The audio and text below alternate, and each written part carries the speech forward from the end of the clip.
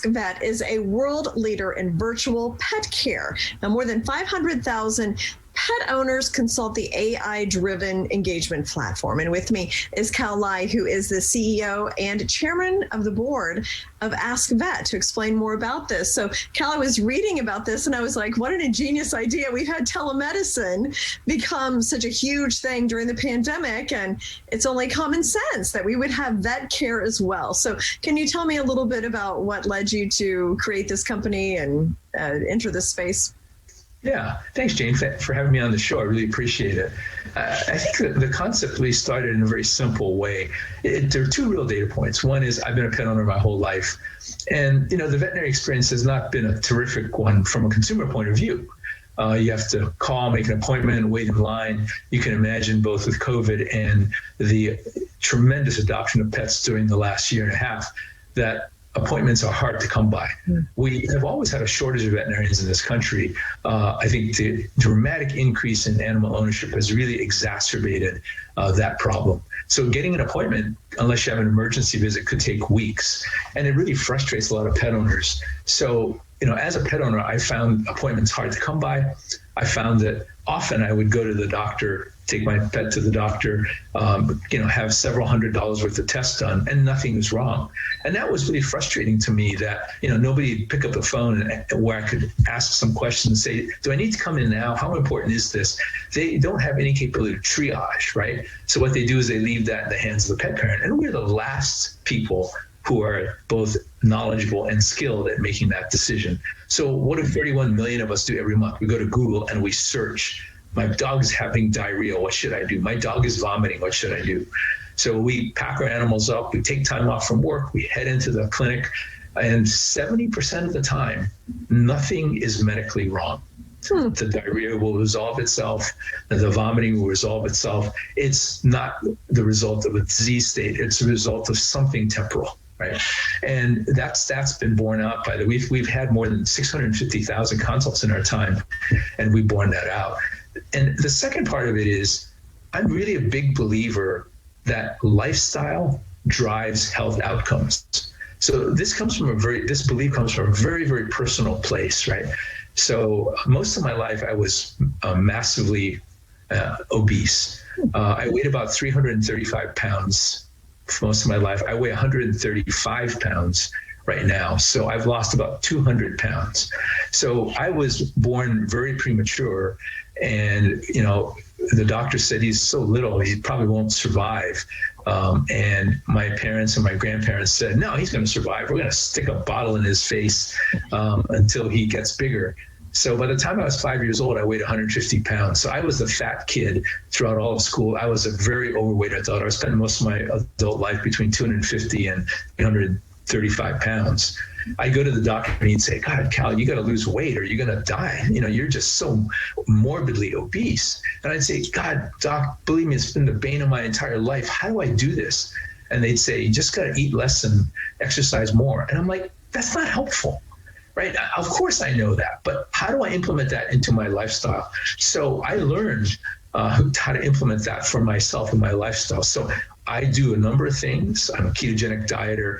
I eat intermittent fast. I only eat for 8 hours a day. I have every disease known to man that comes about from being obese.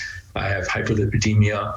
I'm diabetic. I have high blood pressure. I've had lifelong gout. I had a knee replacement, a kidney transplant because my lifelong gout and diabetes destroyed my kidneys. So I had to figure out a way to get through this health crisis and really reset who I was. And I realized that it was about changing my lifestyle that really drove. If you look at me today, I lost 200 pounds. My blood work's completely normal. My A1C is under 6. I'm a normal person. All of those bad things that I had previously as a result of my being overweight went away. All because I was able to craft a lifestyle customized to me that I could make work. Well, I also realized that as a pet owner, it applied to my pets too. And they don't drive their lifestyle. I drive their lifestyle. So what I really wanted to do was create a way for pet parents to drive a healthy lifestyle for their pets, to avoid the pain, suffering that comes with neglect and time.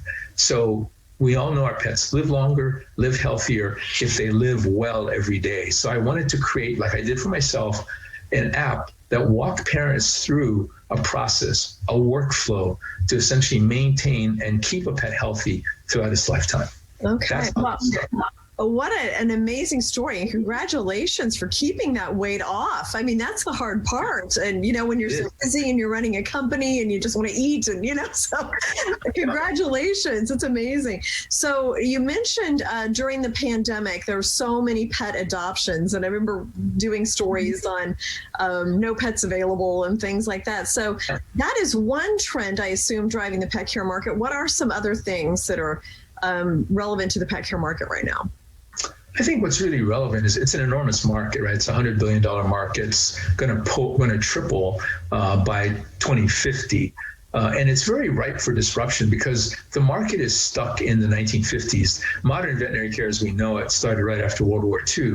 And it's always the same model. You have a problem, you go to the doctor. And even in our human health, we don't really have health care in the United States. We have sick care. You see a problem presents itself, you go.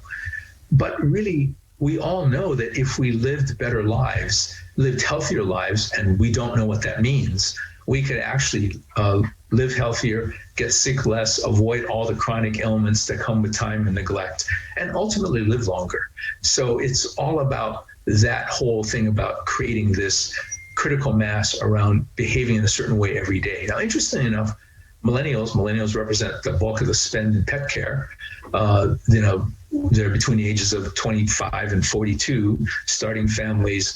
70% of all millennials have pets, and they really care about taking care of their pets' health just as they do for themselves. So if you think about most millennials, they are very proactive, not reactive, in terms of creating a healthy lifestyle. They eat a certain way, they have a certain strategy towards exercise, and they want the exact same thing for their pets. Why? Because they see their pets as not like their children, as their children. Oh, yeah. So that's a huge difference, right? So I think what really happened was the market and the desires of the bulk of the pet owners changed. I think people started to turn their back on this very antiquated way of doing business, just come into the clinic and get supported.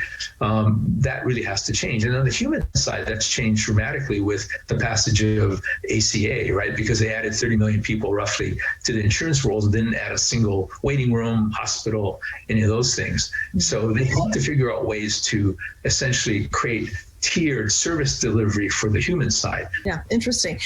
So where are you with financing, and what kind of plans do you have for the future for AskVet? That's a great question. Our goal is to become the dominant player in the virtual part of animal health. We already are. We're the largest in the world. We see between 1,000 and 1,500 pet parents every day. And that number is growing dramatically. We're actually really moving towards a direct consumer model where we offer a virtual care program, a virtual health and wellness program through the AskVet app. You pay $30 a month, and for that we send you diagnostic tools, blood kits, urine tests, fecal tests at home. Some of these are being rolled out as we speak. What you can do now is take those tests and have a plan constructed, as I said, utilizing our AI engine and our doctors specifically for your pet and your pet's needs. So we launched this in just several months ago. In our first 6 weeks, we had over 1,200 members sign up and subscribe. In that time, those members had nearly 3,600 engagements with our veterinarians and our system. They're tremendously satisfied. They give us 4.9 out of 5-star ratings. So what we're doing now is we have a 2-stage financing. We have a mezzanine round towards a very large Series A round that we hope to close later this year. We're actively raising a mezzanine round of $5 million to essentially propel our growth on the direct consumer side. So by the end of the year, our plan is to have 10,000 members paying $30 per month, and by the end of 2021, with that Series A raise at the end of this year, the end of 2022, we hope to have 200,000 members paying a $30 a month subscription. Okay. All right. Well, thank you. What a fascinating story that led you to the company, and I think something certainly needed in society. So appreciate your time, Cal. Best of luck, and look forward to updates. Thank you, Jane. Really appreciate it. Thank you.